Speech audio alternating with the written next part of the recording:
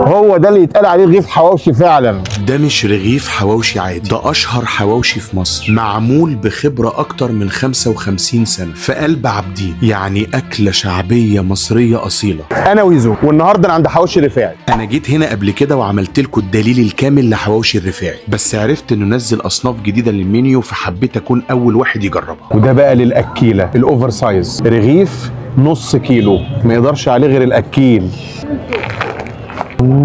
وتخيل يا صديقي حواوشي الرفاعي يعمل لك من التونة حواوشي، ودي كمان مش اي تونة، دي تونة بريميوم درجة اولى. بيمكسها لك بقى مع المايونيز والبصل، ويفردها لك جوه رغيف العيش، وعليها حتتين الجبنة الشيدر، ودخل الفرن يا معلم تقلبتين وودي. خلطه التونه مع المايونيز مع البصل مع المشروم مودي رغيف الحواوشي في حته تانية. ده رغيف ورقه مشكل عباره عن ايه؟ كبده وقلوب ونساير لحم وودي. لو مش قادر بقى على ده، حواوشي الرفاعي عمل لك رغيف لقمه الرفاعي وب49 جنيه تودي.